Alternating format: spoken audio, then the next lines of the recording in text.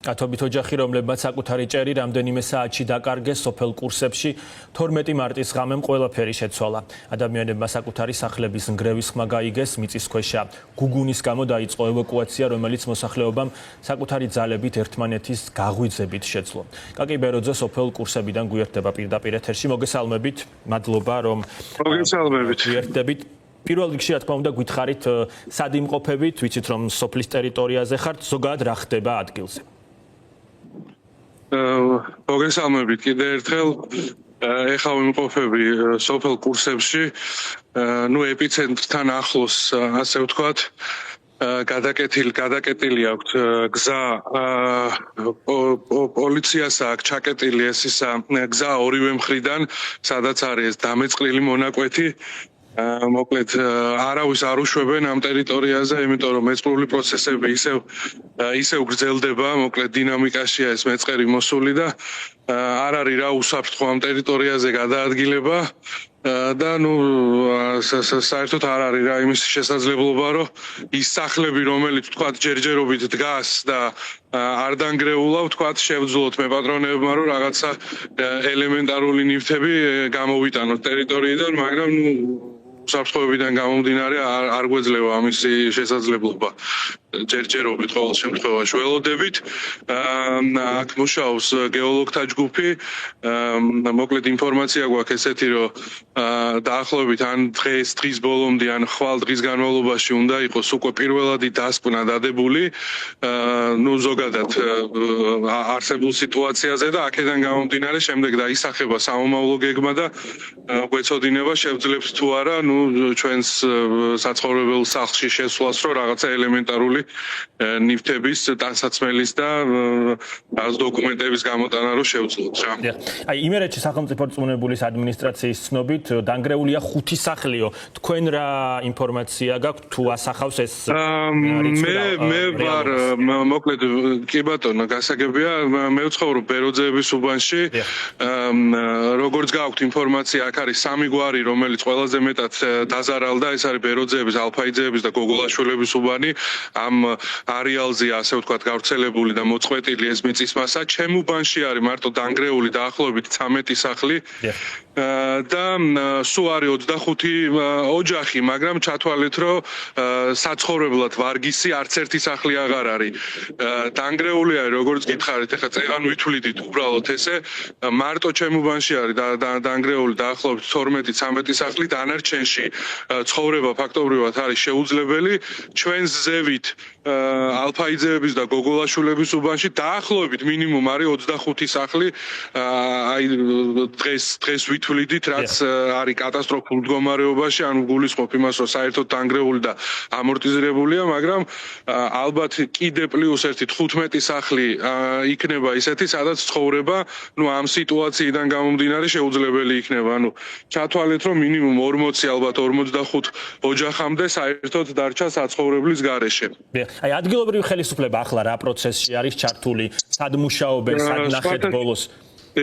ეხლა არის მოკლედ штаბი არის შექმნილი, ეს არის სოფელი მაღარო, სანამ სოფელ კურსებს მოუახლოვდებით, მანამდე არის გზა გადაკეტილი, როგორც გითხარით.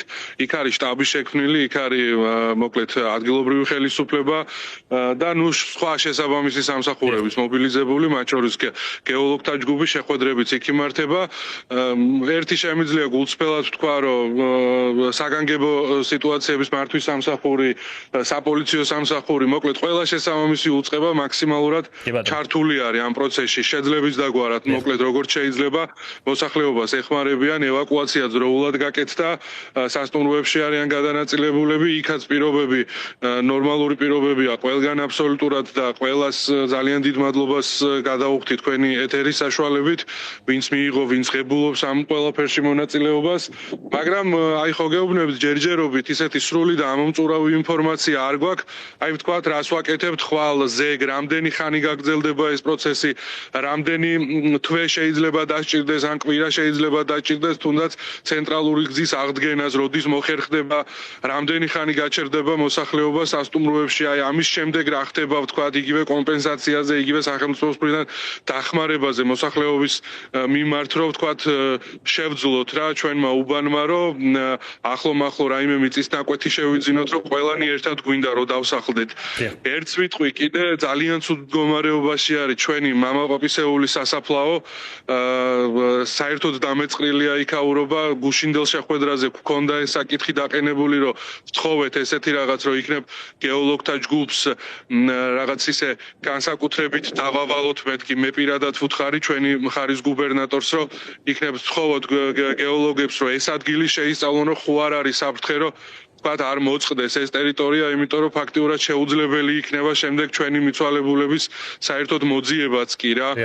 ყველაზე ესეთი საგანგაშო და სავალალო სიტუაცია ეხა არის იმ სასაფლაოს ტერიტორიაზე. ნუ გარდა იმისა, რომ ეს ამდენი სახლი დაინგრა, ამდენი ეზო საერთოდ დაიმეწყრა და ადამიანები, რომლებიც აქ ჩვენ მეექვსე თაობა მაინც ვიქნებით, საუკუნეებია ჩვენი გვარი ამ ადგილას არის დასახლებული, ჩვენ აქ დავიბადეთ, მე პირადად აქ გავიზარდე, განათლება აქ მივიღე, მოკლედ ძალიან დიდი ემოციური კავშირი მაკავშირებს სოფელ კურსებთან. არ ვიცი, აი ვერ ვცემ ამ კითხვას პასუხს ხვალდაზე რა გველოდება რა.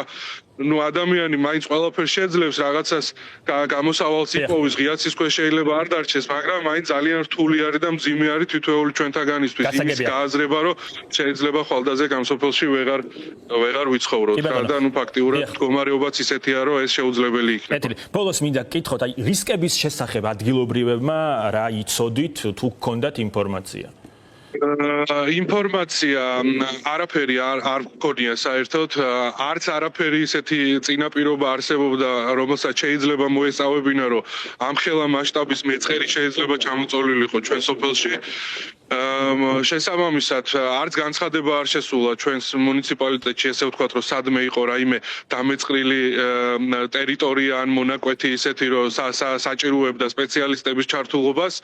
მე მახსენდება ჩემს ბავშვობაში რაღაცა პატარ-პატარა მონაკვეთები სოფელში, რომელიც ალბათ ყველა სოფელში შეიძლება იყოს, ოდნავ რაღაცა ისეთი ეროზირებული ნიადაგები, მაგრამ კიდევ ერთხელ გეტყვით, რომ ეს ალბათ 25 წლის წინაც ესე იყო და ნუ რაღაცა ამ დროის განმავლობაში ცოტა მიემატა, მაგრამ ამხელა მასშტაბზე თუ იქნებოდა საუბარი, რომ ეს კილომეტრი ნახევრიანი, 2 კილომეტრიანი დაახლოებით ესეთი მონაკვეთი მოწყდებოდა ასეულობით 1000 თუ მილიონობით მეტრ კუბი მიწა არა, ნუ ამის შესახებ საერთოდ ვინმეს რო ეთქვა შეიძლება ვერავის ვერ დაეჯერებინა რა. ოცნების ხელისუფლებასთან კომუნიკაციაზე, ანუ მათაც არ ქონდათ ინფორმაცია რისკების შესახებ, რაიმე ტიპის შემოწმება?